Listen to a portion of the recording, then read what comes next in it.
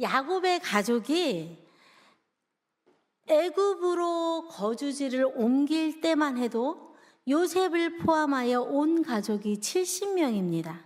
그런데 350년에서 400년의 세월이 흐른 후 이들이 생육하고 불어나 번성하고 매우 강하여 애굽 온 땅에 가득해집니다. 심지어 성경은 뭐라고 표현을 하냐면 애굽인들보다도 수도 많고 더 강하다 이렇게 표현하죠.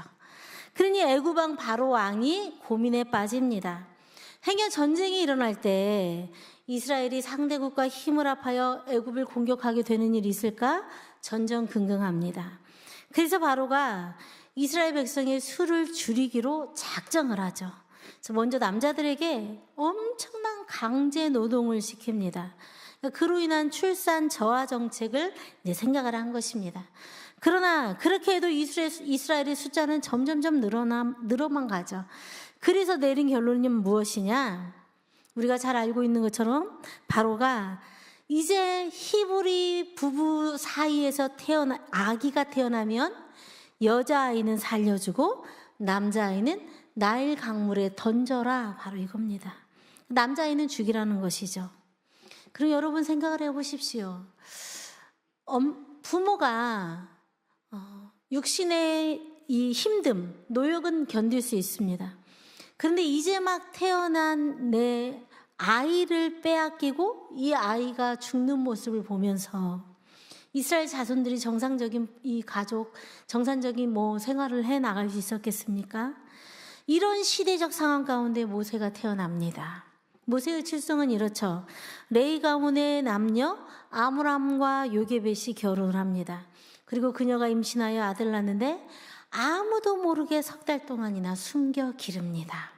이처럼 모세는 태어나자마자 숨겨 자라는 신세가 됩니다. 아기는 정말 쑥쑥 건강하게 잘 자라납니다. 석 달이 지나자 이제 100일 가까워진 거죠.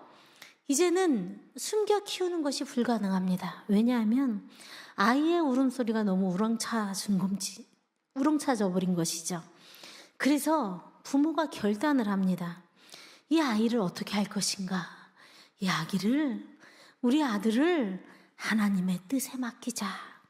이 아이를 바로 왕이 명령한 대로 나일강에 버리되 그냥 버릴 수는 없다. 그 갈대 상자를 만들고 꼼꼼하게 방수 처리를 해서 이 아기를 버리고 하나님이 어떻게 이 아기를 인도하시는지 지켜보자. 이렇게 결정을 합니다. 그래서 아기를 버리고 갈대 상자 나일강 갈대 상자를 나일강 갈대숲 사이에 두죠.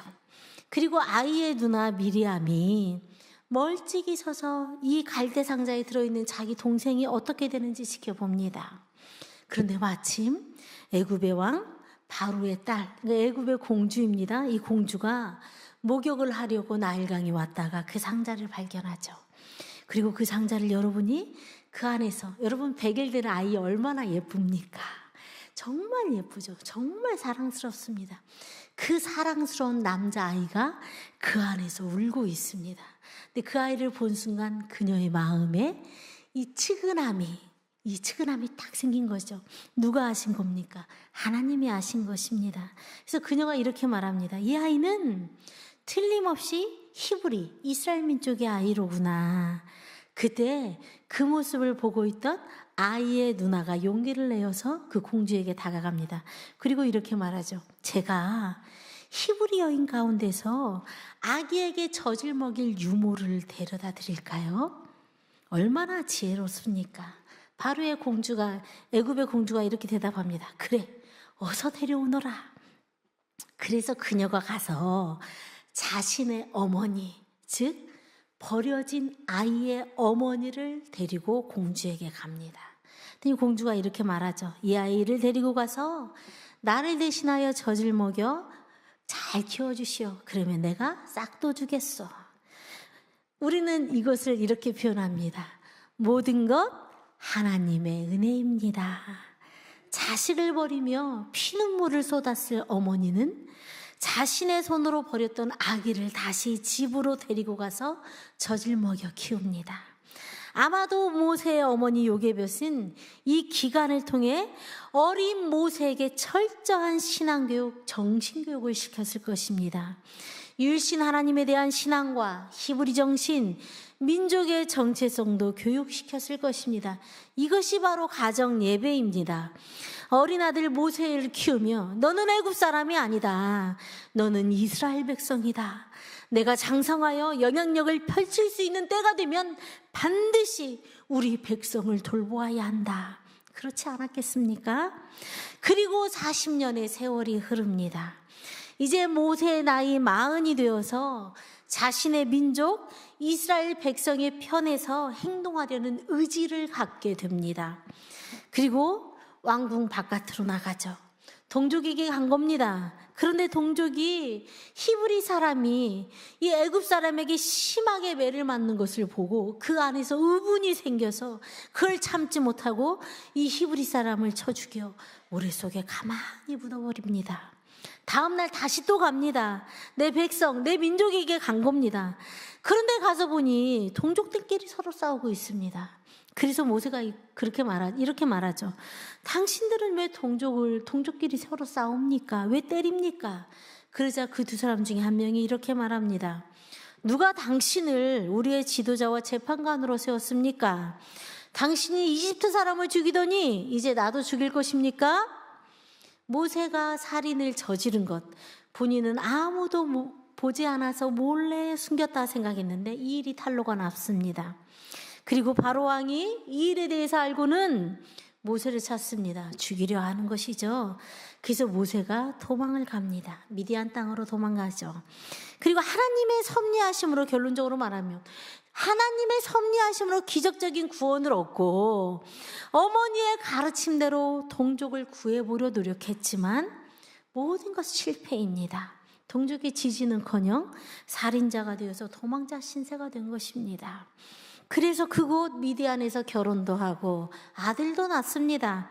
그리고 장인 이드로의 양떼를 돌보면서 40년의 세월을 보냅니다.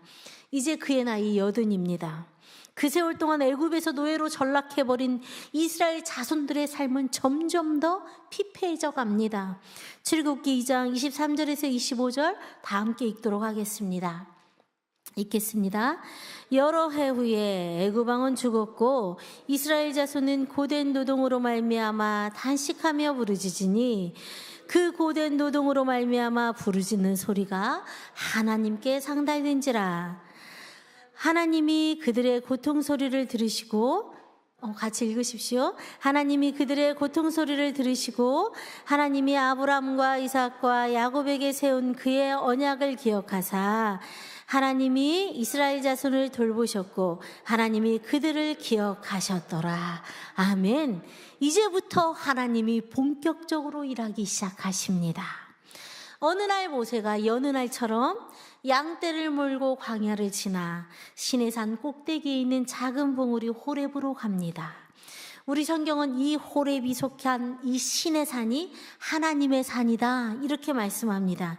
이곳에 도착한 모세가 무척 놀라운 광경을 보게 되죠. 떨기나무에 불이 붙었는데 나무가 불에 타지 않고 계속 불만 붙어 있습니다. 광야에서 떨기나무에 불이 붙는 일은 실제 종종 있는 일입니다. 우리나라도 얼마 전에 건조하기 때문에 불이 막 한없이 번지지 않았습니까? 그런데 이제 이 광야에서는 실화가 아니라 그냥 너무 건조하고 바람은 심하게 불기 때문에 건조한 나뭇잎, 바싹 마른 나뭇잎들이 서로 이렇게 바람에 부딪히다가 불꽃을 일으키고 그러면 나무가 순간 사르륵 타버립니다. 그런데 이날은 다릅니다. 바싹 마른 나무에 불이 붙어 있는데 나무가 그대로입니다. 그래서 모세가 이 광경을 자세히 보려고 가까이 다가가죠.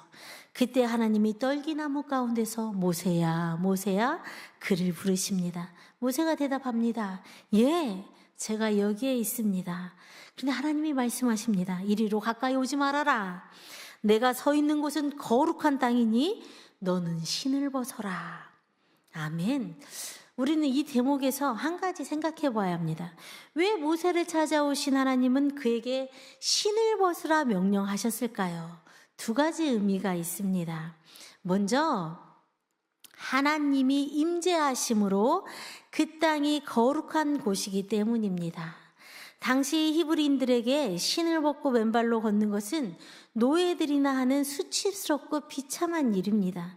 그런데 하나님은 당신의 거룩하심에 대한 공경의 표현으로서 또 모세 자신의 낮고 천함에 대한 고백으로서 발에서 신을 벗으라 명령하십니다.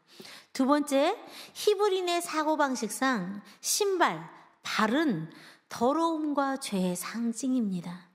그러니까 무슨 말씀이냐면 건조하고 먼지가 많은 그 지역의 그 나라의 특성 때문이기도 하지만 사람이 죄의 장소로 그 사람을 끌고 인도하는 것이 무엇인가? 발, 신발이다. 이와 같은 사고방식이 있습니다. 그래서 이들에게 발이나 신발은 그냥 부정하고 더러운 것입니다. 그래서 하나님이 모세에게 신을 벗으라고 명령하신 것은 영적인 의미로 죄를 벗어버리고 정결한 모습으로 하나님 앞에 서라. 바로 이런 의미입니다. 그리고 하나님이 이어서 모세에게 말씀하시죠. 나는 애굽에 있는 나의 백성이 고통받는 것을 똑똑히 보았고 또 억압 때문에 괴로워서 부르짖는 소리도 들었다. 그러므로 나는 그들의 고난을 분명히 안다. 이제 내가 내려가서 애굽 사람의 소나기에서 그들을 구하여 이 땅으로부터 저 아름답고 넓은 땅, 젖과 꿀이 흐르는 땅, 아브라함에게 약속하신 그 땅입니다. 그 땅으로 데려가려고 한다. 이스라엘 자손이 부르짖는 소리가 나에게 들린다. 애굽 사람들이 그들을 학대하는 것도 보인다. 아멘. 여러분, 하나님의 말씀을 들어보십시오. 우리에 대해서 들으시고 하나님이 직접 우리가 경험하는 모든 것들을 고통 가운데 경험하고 보고 듣고 우리가 하나님께 이걸로 인하여서 간구하는 것 모든 것 하나님께서 아신다고 이 시간 말씀하여 주시는 줄 믿습니다. 이제 이 하나님이 모세에게 사명을 주시는데요. 이제 나는 너를 바로에게 보내요. 나의 백성 이스라엘 자손을 이집트에서 애굽에서 끌어내게 하겠다. 아멘. 이렇게 모세를 향한 하나님의 소명과 사명이 동시에 한날에 이루어집니다. 그러나 출애굽기 3장 11절을 보면 하나님께 모세가 이렇게 말합니다. 제가 무엇이라고 감히 바로에게 가서 이스라엘 자손을 이집트에서 이끌어내겠습니까? 실패의 경험 때문이죠. 그런데 모세에게는 반드시 이 경험이 필요합니다. 우리도 실패할 수 있습니다. 그런데 이 실패의 경험이 우리에게도 필요합니다. 그래야 하나님이 이렇게 말씀하시기 때문입니다. 내가 반드시 너와 함께 있으리라. 아멘. 임마누엘의 하나님이십니다.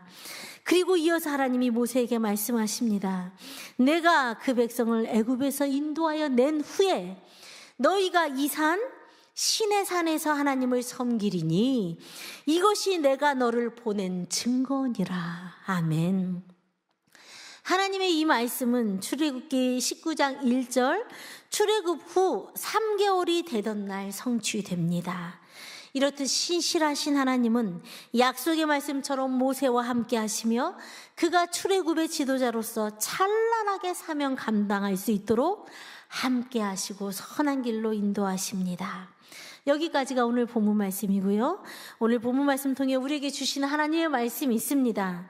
먼저 죄와 부정함이 있는 자 하나님이 찾아오셔서 깨끗하게 하신다고 말씀하십니다. 사실 모세는 큰 죄인입니다. 살인을 저지르지 않았습니까? 그런데 하나님이 찾아오셔서 부르시고 그의 부정을 제거하도록 명령하시며 그를 깨끗하게 하십니다. 요한복음 13장 3절에서 5절인데요. 우리 한 목소리로 읽겠습니다. 저녁 먹는 중 예수는 아버지께서 모든 것을 자기 손에 맡기신 것과 또 자기가 하나님께로부터 오셨다가 하나님께로 돌아가실 것을 아시고 저녁 잡수시던 자리에서 일어나 겉옷을 벗고 수건을 가져다가 허리에 두르시고 이에 대야에 물을 떠서 제자들의 발을 씻으시고 그 두르신 수건으로 닦기를 시작하여 아멘. 요한복음 13장은 예수님이 잡히시던 그날 밤 제자들의 발을 씻기시던 일에 대해서 기록하고 있습니다. 우리 주님 그날 밤 식사하시던 중간에 갑자기 일어나셔서 겉옷을 벗고는 수건을 가져다가 허리에 두르십니다. 보통은 종들이 하던 일입니다. 그리고는 사랑하시는 제자들 한 명 한 명 12명의 발을 한 명 한 명 씻기기 시작하십니다. 왜 발을 씻기십니까? 물론 겸손의 모습을 보여주시기도 하지만 그 발이 무엇을 뜻합니까? 바로 죄를 뜻합니다. 제자들의 죄를 지금 씻겨주고 계신 겁니다. 이것을 알지 못하는 베드로가 제 발은 절대로 씻지 못하십니다. 어떻게 주님께서 종처럼 제 발을 씻기십니까? 이렇게 거부하죠. 그때 우리 주님 말씀하십니다. 내가 너를 씻어주지 않으면 너는 나와 상관이 없다. 결국 우리 주님 기어이 모든 제자들의 발을 씻기시고 정결하게 하십니다. 이렇듯 제자들의 발을 씻기시고 정결케 하신 우리 주님이 우리도 씻기시고 깨끗하게 하여 주신 줄 믿습니다. 우리 주님 속죄의 제물이 되셔서 십자가에서 죽으시며 흘려주신 그 검붉은 피가 주홍같이 붉은 우리의 죄도 깨끗하게 씻겨주셨기 때문입니다. 그렇다면 이렇게 은혜를 입은 우리가 이제 우리가 무엇을 어떻게 해야 합니까? 본문 말씀을 통해 주시는 두 번째 하나님의 말씀입니다. 하나님께서 깨끗하게 하신 자 사용하시기 위해 부르신다고 말씀하십니다. 여호와께서 그가 보려고 돌이켜 오는 것을 보신지라 하나님이 떨기나무 가운데서 그를 불러 이르시되 모세야 모세야 하시매. 아멘. 모세에게 누가 찾아오십니까? 신약시대 성도들을 구원하시기 위해 누가 인간의 몸을 입으시고 이 땅에 오십니까? 제자들을 부르시기 위해 누가 갈릴리 호수로 찾아가십니까? 우리 예수님이 죽으시고 십자가에서 죽으시고 부활하시고 승천하신 후 누가 이 땅에 모세를 찾아오신 하나님이 그날 소명과 사명을 깨닫게 하십니다. 소명은 한자로 부를소 목숨명을 사용합니다. 어떤 일이나 임무를 하도록 부르는 명령, 이것이 소명인데요. 부르심에 합당한 삶을 살기 위해 목숨을 바치는 것, 이것이 소명의 진짜 의미입니다. 사명은 한자로 불일사 목숨명을 사용합니다. 맡겨주신 임무가 있다는 것이죠. 맡겨주신 임무를 위해 목숨을 바치는 것, 이것이 바로 사명의 진짜 의미입니다. 그날 시내산 호렙에서 하나님은 불꽃으로 모세에게 찾아오셔서 모세야 모세야 그를 부르시고 사명을 주십니다. 그리고 모세는 이 소명에 합당한 사명을 이루기 위해 남은 40년의 삶, 자신의 남은 생명을 하나님께 바칩니다. 이 시간 우리 모두 잠시 눈을 감으시고 자신의 이름을 부르시는 하나님의 음성에 귀 기울여 보겠습니다. 눈을 감겠습니다.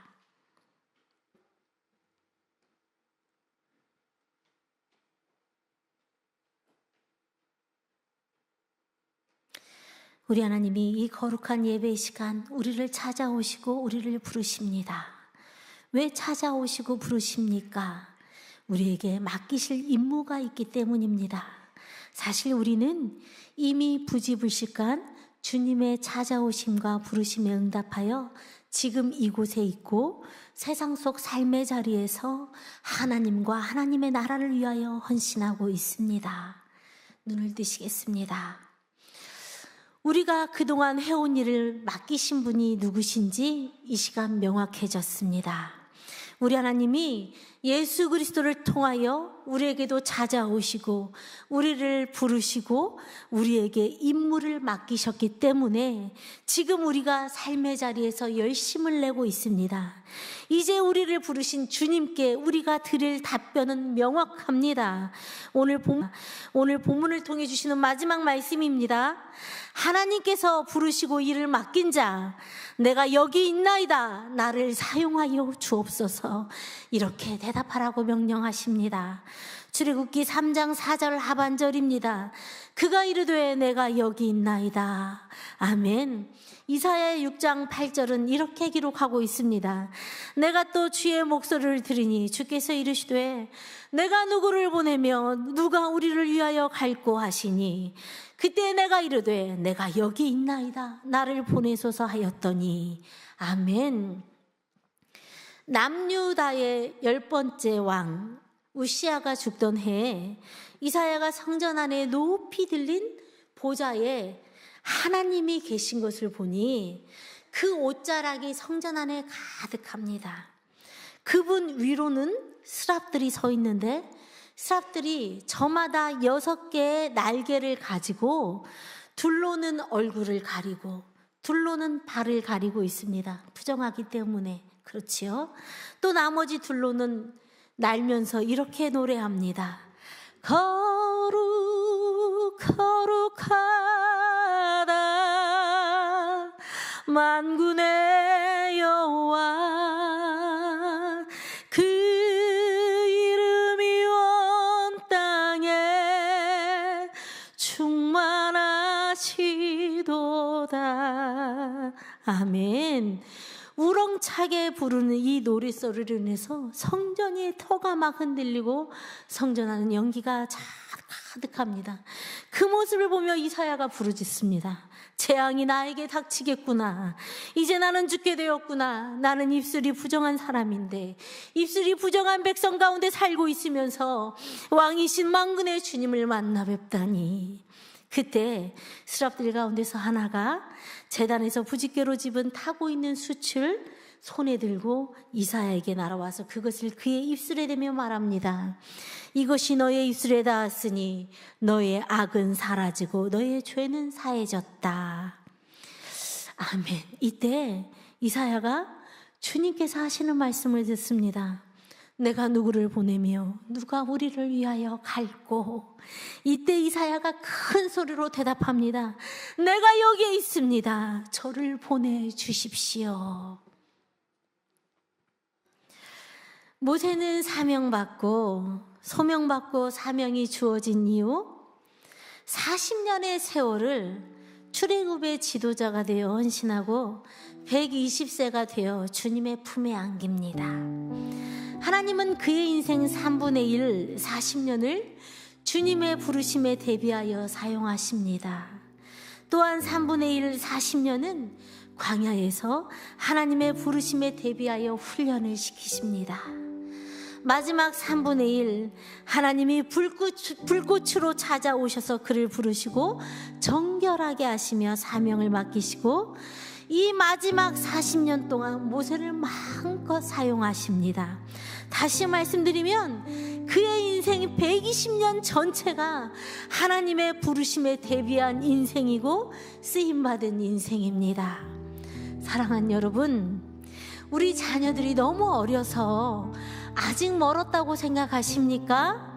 우리 하나님이 모태에서부터 선택하셨다고 말씀하십니다.